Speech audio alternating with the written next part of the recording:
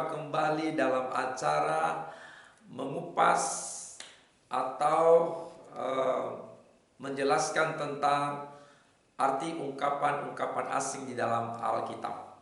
Saya Pendeta Semail Ligea akan mencoba menjelaskan kepada saudara ungkapan-ungkapan atau istilah-istilah yang mungkin selama ini kita membaca bagian Alkitab itu, tetapi kita membaca bagian ayat itu, tetapi kita tidak mengerti apa maksudnya. Nah, saya akan membantu saudara untuk memahami, mengerti Alkitab kita atau Alkitab yang Bapak Ibu baca di rumah. Nah, yang saya mau bahas dalam kesempatan ini adalah di dalam Matius pasal yang ke-23 ayat yang ke-27. Di sana dikatakan, celakalah kamu hai ahli-ahli Taurat dan orang-orang Farisi, hai kamu orang-orang munafik, sebab kamu sama seperti kuburan yang dilabur putih, yang sebelah luarnya memang bersih tampaknya, tetapi yang sebelah dalamnya penuh tulang belulang dan berbagai jenis kotoran. Nah, ungkapan asli yang saya bahas di ayat ini adalah tentang melabur kuburan, ya, melabur kuburan. Nah, di sana dikatakan tadi bahwa seperti kuburan yang dilabur putih. Jadi apa artinya? Apa maknanya? Atau apa sebenarnya yang dimaksud oleh melabur kuburan? Nah, saya coba menjelaskan kepada saudara begini. Di daerah Palestina, kuburan yang biasanya dilabur atau pada masa sekarang mungkin dicat ya, itu memiliki arti serta tujuan.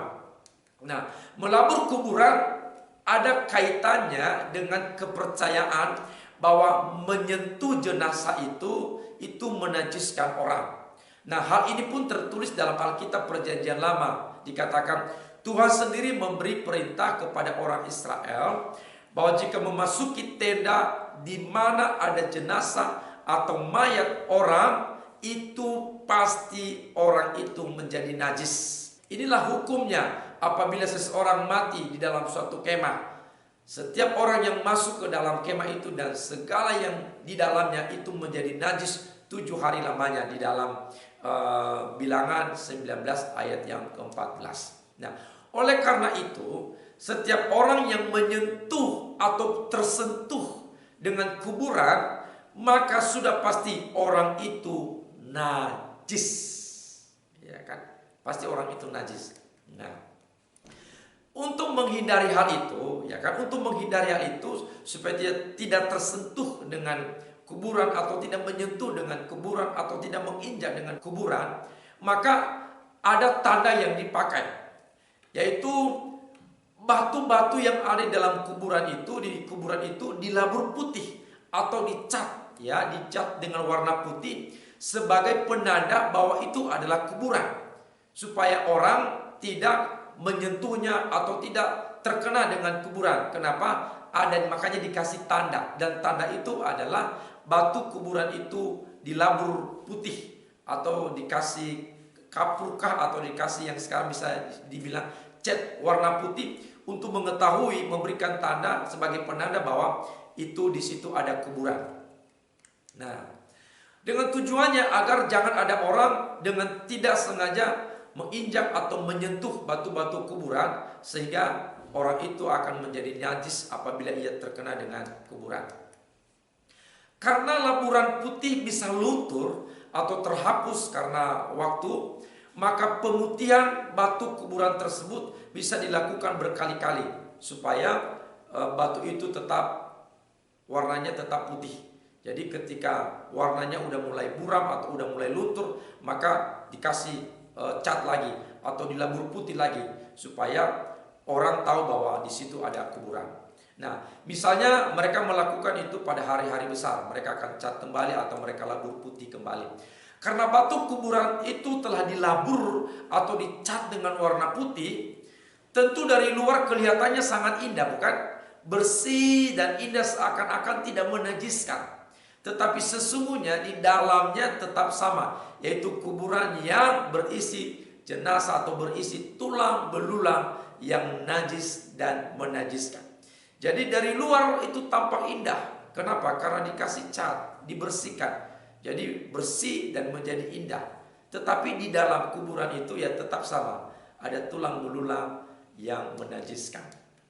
Nah, Tuhan Yesus memakai istilah batu kuburan yang dilabur putih untuk mengumpamakan atau mencontohkan orang-orang Farisi yang pada waktu itu hidup di dalam kemunafikan, yaitu secara lahiriah, secara kasat mata, dari luar mereka terlihat menaati sungguh-sungguh Taurat Tuhan, tetapi sesungguhnya hati mereka penuh dengan kebusukan dan penuh dengan kejahatan. Artinya hati, kata, dan perbuatan mereka bertolak belakang dengan apa yang mereka ajarkan.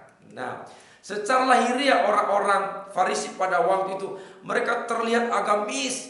Mereka tahu mengajarkan Taurat Tuhan, tetapi secara isinya mereka tidak tahu melakukannya.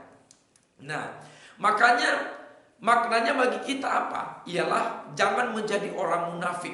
Dari luar kita terlihat setia ke gereja, setia beribadah, setia melayani Tuhan, setia berkorban, setia berkhotbah, setia memimpin paduan suara, ya kan? Setia menjadi guru sekolah minggu, jadi pendeta, jadi penatua, jadi majelis, jadi apa saja di gereja. Kita terlihat setia, ya. Kita terlihat hebat melayani Tuhan dari luar kita. Tetapi hati kita, pikiran kita, perkataan kita, sikap kita, perilaku kita tidak mencerminkan firman Tuhan atau tidak sesuai dengan orang yang cara hidupnya seperti pengikut Kristus. Jadi cara hidup kita tidak sesuai dengan cara hidup pengikut Kristus. Nah, kita bisa bicara mengampuni, tetapi hati kita sendiri penuh dendam, penuh dengki, penuh kebencian, penuh amarah sama orang lain. Nah, itu tidak boleh. Nah, kita bicara mengasihi, tetapi kita sendiri tidak suka memberi, tidak suka berkorban, menutup tangan kita rapat-rapat. Ya, kita bicara sabar, tetapi setiap hari kita marah-marah. Kita bicara jujur, tetapi kita sendiri suka berbohong, suka korupsi. Kita bicara kekudusan, tetapi kita sendiri melakukan dosa setiap hari. Jangan hanya menjadi pendengar yang baik dari firman Tuhan, tetapi juga menjadi pelaku yang baik. Sehingga kita tidak dicap seperti kuburan yang dilabur putih. Luarnya bersih, luarnya indah, luarnya tampaknya hebat, tetapi di dalamnya penuh tulang belulang yang busuk yang menajiskan orang. Itulah arti kuburan yang dilabur putih. Hendaklah saudara-saudara, pelajaran firman Tuhan ini akan terus membuat kita menjadi orang-orang yang sehat secara rohani dan yang betul-betul menyenangkan hati Tuhan. Terima kasih, Tuhan Yesus memberkati. Shalom.